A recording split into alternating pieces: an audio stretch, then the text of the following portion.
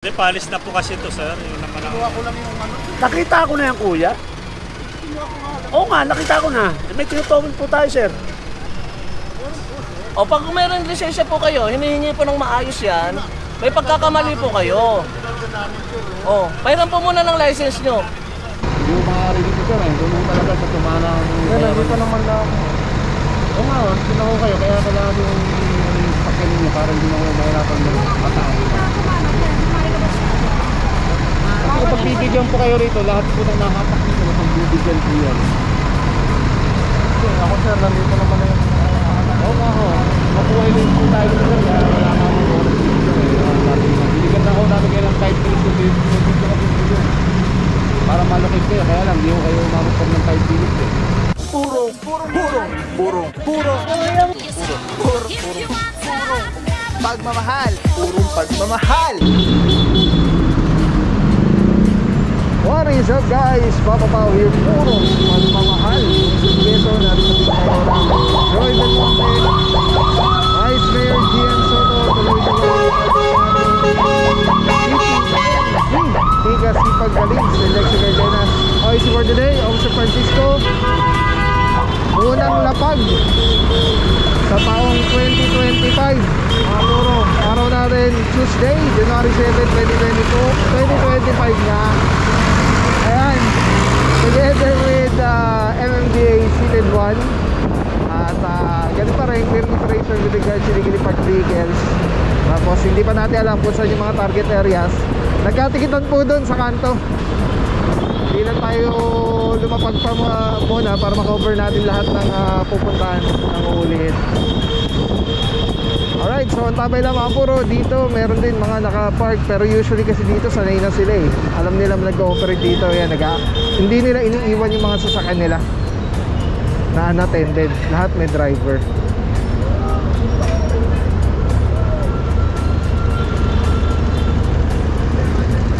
So currently mga puro, hindi tayo sa Panay Avenue. Yan, kasama natin Officer de Guzman, Calebag, Officer Pantaleon. Nandiyan din sina Officer Alvario, Teaño, Officer Hementera, Santa Cruz, sino pa ba?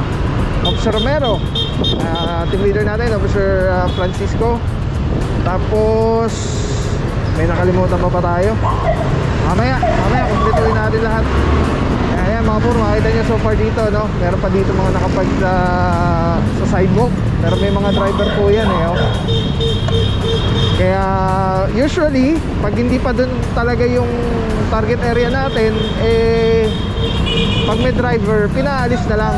Pero kapag kunyari ang target area talaga is specific, nandun sa letter order is dito sa area na to, kahit may driver po dyan, pag naabutan na naka-illegally park sila, lalo na sa bangketa, matitikita na po yan. Yan. Pero yung mga nasa mahirap pa i-justify eh. Pag may driver sa loob tapos nasa kalsada, kasi pwede nila sabihin na kahihinto ko lang, ganyan. Kaya yun yung dilema. Kaya usually pinaalis na lang para pare-pareho. Pero kung kunyari yung sasakyan nakapag dyan, di ba, naka-hazard, tapos yung driver nasa labas pero nandyan din, so unattended na rin yun. So talagang nakapark na sila dun sa area. So ticket na po yun talaga. Alright mga puro, likod na M-Place. Ang daming taxi oh. Buti na lang hindi dito ngayon yung ano natin, letter order. Hindi, katulad yan, nakita nyo parang terminal. Kapag dyan yung specific na target area ng tropa, eh kahit may driver po yan, titikitan po lahat yan yung mga taxi na yan. Grabe, ito ayaw malis oh. Pati isa na si CRT ayaw din malis oh. Parang nananansya sila eh oh. Oh, ito pa isa oh.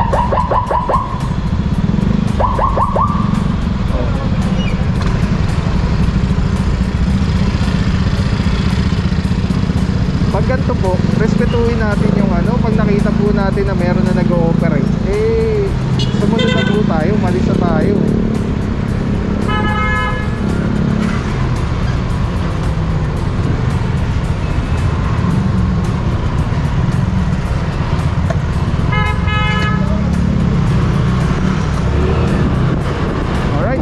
mga puro, Panay Avenue.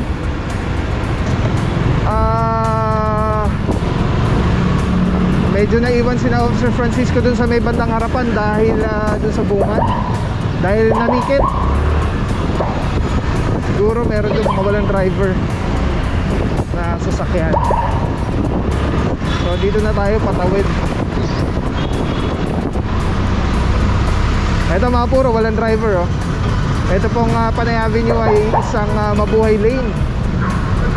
Kaya wag po tayo magpapark dito. Matchen po kayo. Nakatupi pa yung side mirror nitong isang Toyota Fortuner. Dito si Officer Batilo and Officer Chongson. Kaya mga puro, orasan 5 minuto. Within 5 minutes, subject to impound. Pagka naman lumabas yung driver, ticket na po yan. Basta within the 5 minutes na consideration na ibinibigay ng MMDA.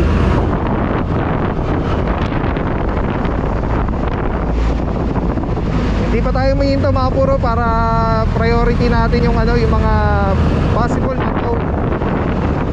Kaya dito muna tayo sumama sa mga bandang unahan. Ayan.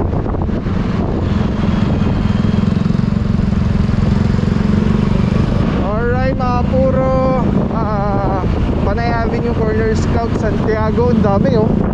Dati may reklamo tayo dyan eh. Pagka meron na naman kung reklamo dyan, ang dami na naman makukuha.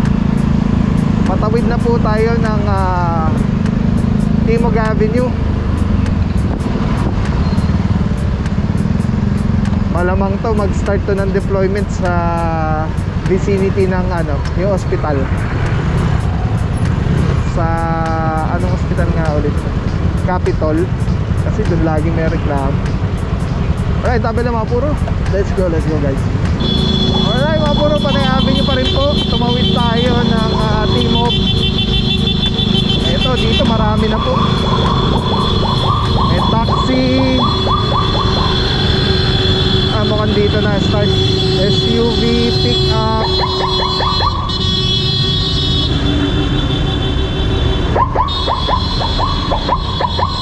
Taxi ulit. SUV. Mukhang lang, puro may driver naman. Silip tayo. Kaya natin kung merong walang driver. Kasi meron ditong nag-iiwan din talaga eh sa mga nasa condo. Pag wala naman, alis na lang sila lahat. Pare-pareho sila. Alright, puro proceed tayo.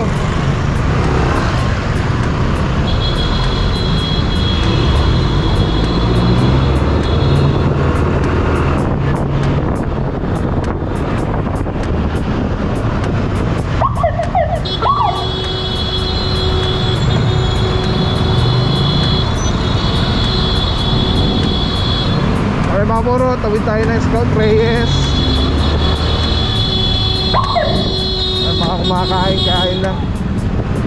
Puro may driver.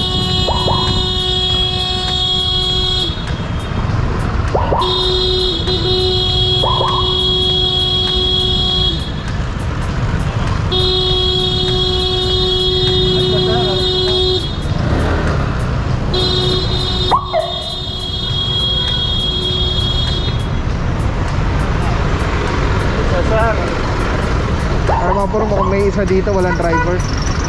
Dalawa. Ito. Orasan to, dalawa.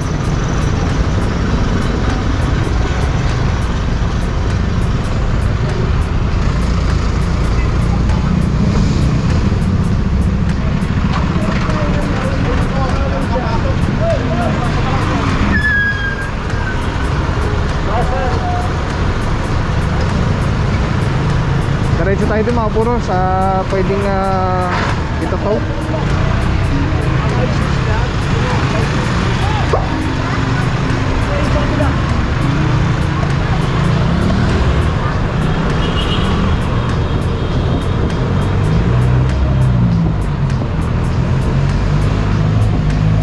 May lisensya kayo, wala? O pag mayroong lisensya po kayo, hinihingi po ng maayos yan. May pagkakamali po kayo. Oh, pahiram po muna ng license nyo. Hindi, papagitan po namin yung ginarga, sir, para maniwala. Pasensya ka na, may tinutowing kasi. Sa ano, parang triple parking na nga siya eh. Sige na kuya. Hindi, palis na po kasi ito, sir. Yun naman ang... Nakita ko na yan kuya. Oo nga, nakita ko na. May tinutowing po tayo sir. Yes, sige na, bro. Sir, pinamalaki yan.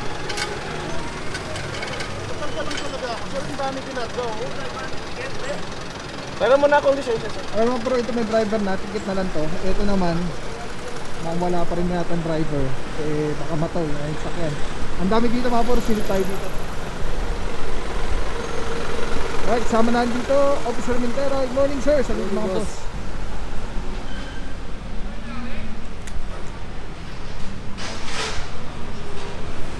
Alright mga puro, dito nagkakahilaan na pala. Hindi na natin alam kung ilang minuto na to, pero kasama na dito si Officer Kalebag. Ito meron ditong isang inaorasan na Toyota na sedan.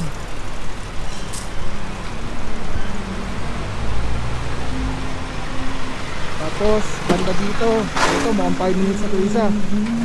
Isang Toyota Raze.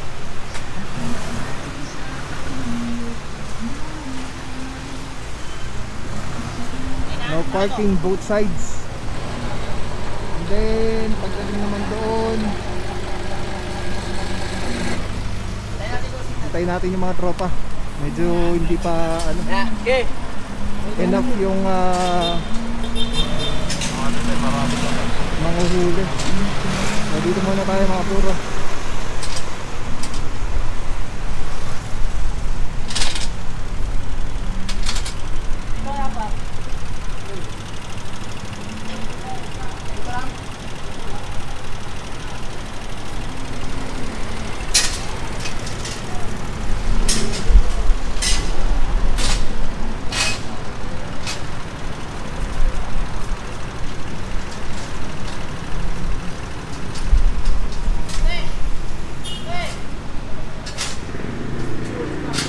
Itong establishment na to mga puro may parking space sa taas eh. Ang dami nakapark. Hindi na natin alam, siguro nagtitipid siguro ano. Hindi natin alam o baka mayroon lang iniwan, pick up.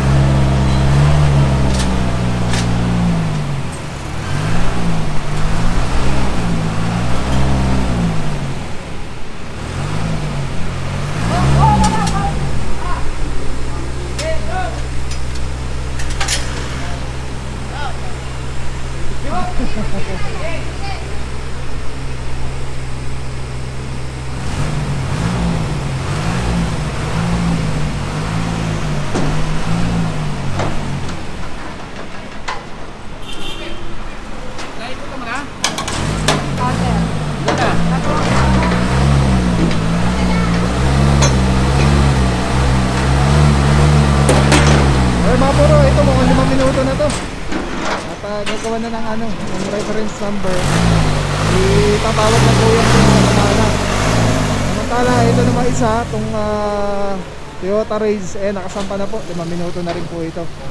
Medyo outnumbered pa yung tropa kaya hindi pa makaproceed kasi lahat may hinuhuli.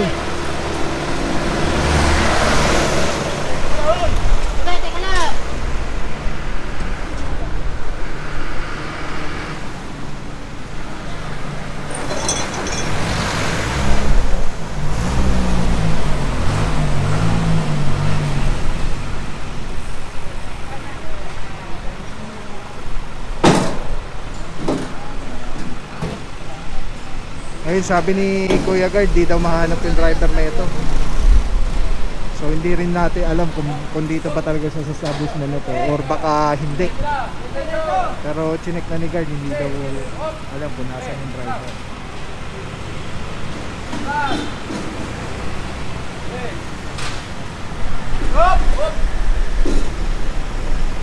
Alright mga puro chauffeur, meron na natow dito, dalawa. Meron doon isa, yung pula. May natikita na close van, tapos may nakikitan pa doon banda sa may bungad. And doon mismo sa pagtawid mula sa EDSA, nagkatikitan din po doon, naiwan doon sina Officer Francisco.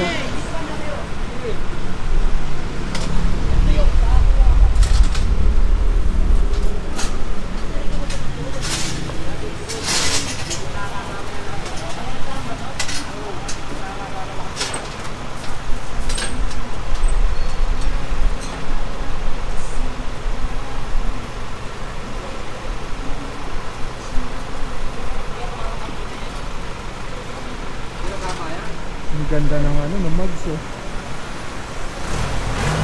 Altis pala, Toyota Altis.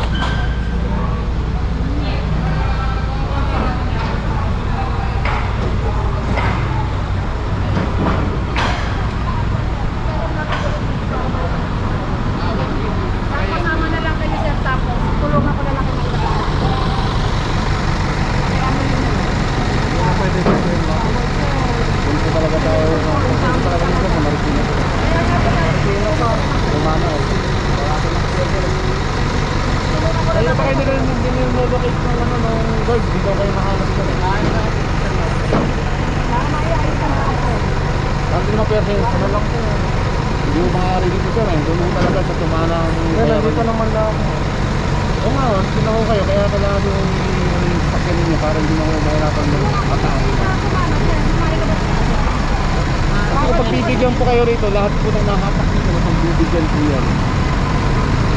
Ako sir, nandito naman na yung makuha yung po tayo dito sir, kaya wala namin po. Binigyan na ako namin kayo ng 5 minutes kung dito na dito yun. Para malukit kayo, kaya lang, di ko kayo marupag ng 5 minutes eh.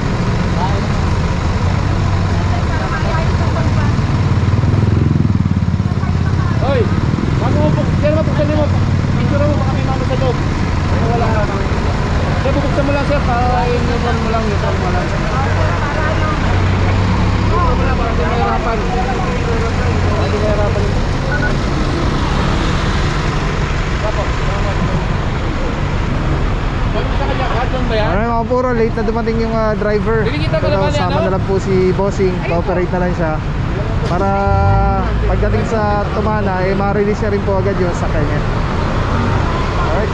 Tapos yung isa nakasampa na.